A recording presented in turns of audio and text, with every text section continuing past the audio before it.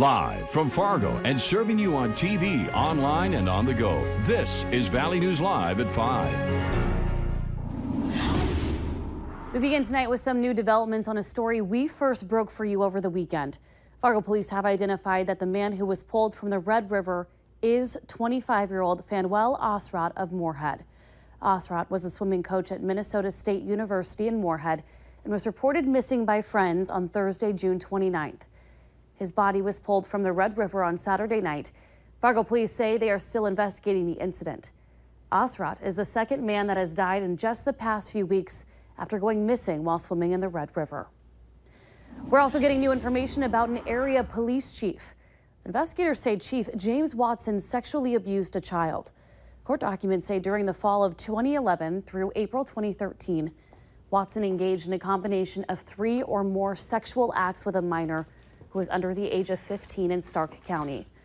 Additional documents say he committed the same crime from the fall of 2011 to December of 2011 in Golden Valley County. Watson is facing multiple charges in 3 different counties. Those include 2 counts of contentious sexual abuse of a child and 3 counts of gross sexual imposition. The Clay County Sheriff's Office has now identified the pilot that was killed in a plane crash just outside of Moorhead. Officials say Mark Yagi from Breckenridge passed away from injuries suffered in the crash. He was the only person on board. The plane was a small 2-seater personal vintage aircraft that went down in a field near the Moorhead Airport at about 6 o'clock last night. It's not known yet if the plane was trying to land where the crash happened. The FAA is taking over the investigating into the cause of the crash. The Federal Aviation Administration is giving more than $1.5 million in grants for upgrades and construction at 6 airports around North Dakota. The largest grant went to the Ashley Municipal Airport. They're receiving more than $971,000 for updates to their facility. The state of North Dakota International Peace Garden Airport, along with other airports in Grafton, Gwinner, Valley City, and Castleton, are also getting grant money for construction and updates.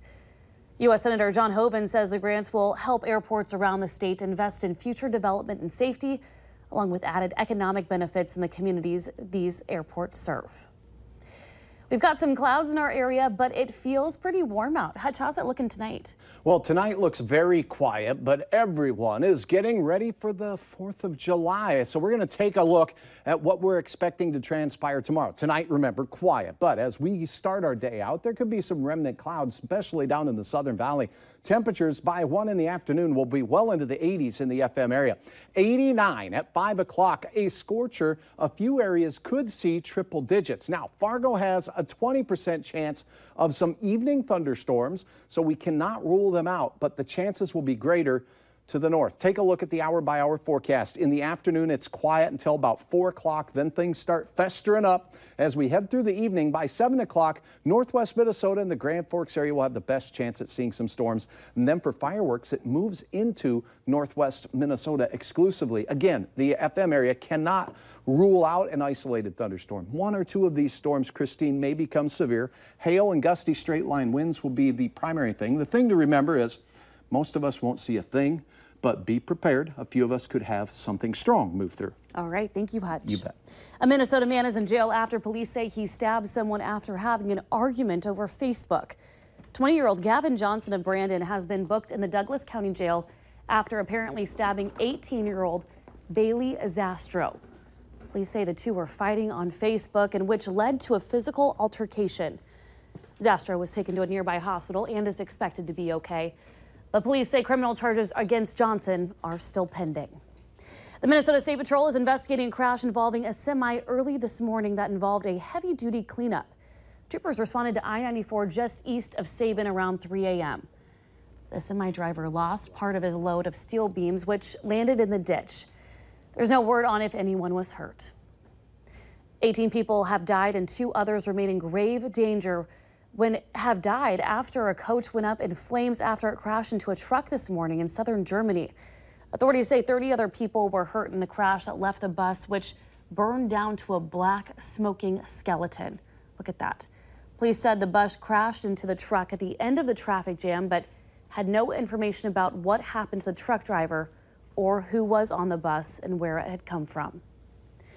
Authorities are investigating after a crash on a racetrack in Minnesota killed a man over the weekend.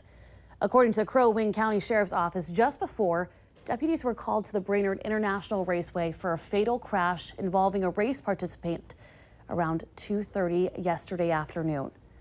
Reports say the car left the track during a race and hit an outside crash barrier. The victim, a 70-year-old New Jersey man, was pronounced dead on the scene.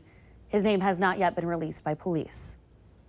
A Richland County man is in a Fargo hospital after a rollover crash late last night. It happened near Winemere shortly before midnight. Richland Sheriff's deputies say 55-year-old James Huseath of Walcott was driving on Highway 18 when his car left the roadway, drove over an approach, and rolled. Huseath was taken to Essentia in Fargo, but his condition is not known. Police say his car is a total loss. A man is in custody after being accused of kidnapping a missing University of Illinois scholar. On Friday, the FBI arrested Brent Christensen at his apartment. Today, Christensen appeared in front of a crowded Urbana courtroom. He's being held on a preliminary charge of kidnapping.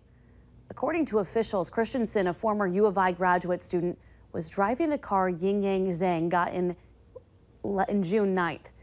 And a local TV station also caught him walking in a rally on campus to find Zhang.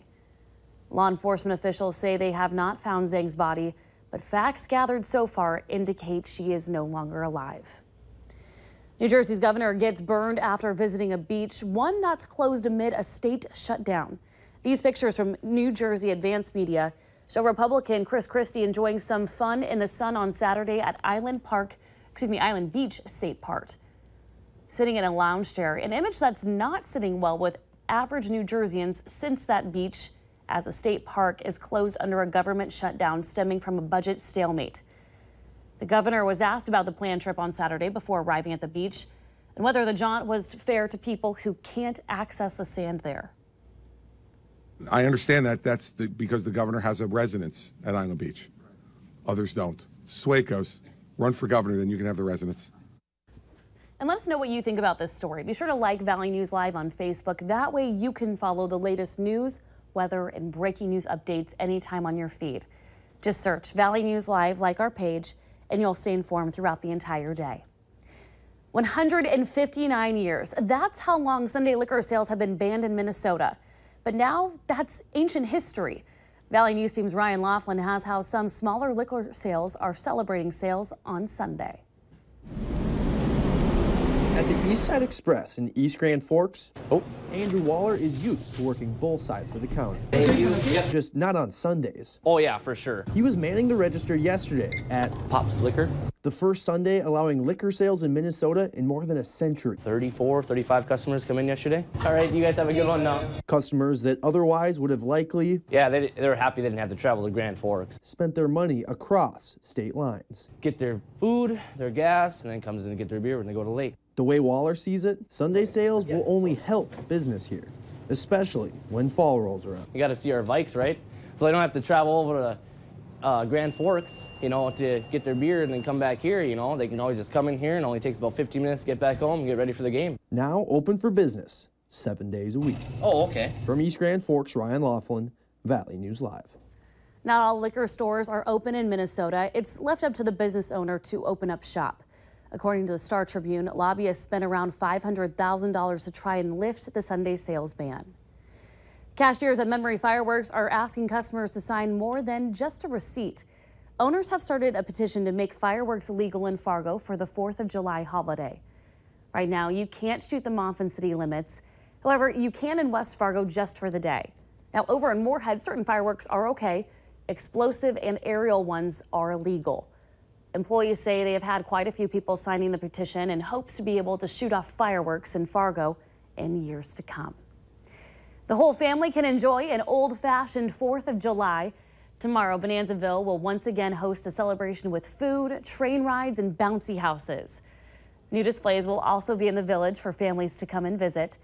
Bonanzaville says they are always trying to bring in new items to show off the history from our area. We try to keep it very diverse. We're always bringing new people in. We have a great curator that we're working with right now that is continuing to bring those different cultures to Bonanzaville. 32 below will put on a show before fireworks light up the sky at 10:30.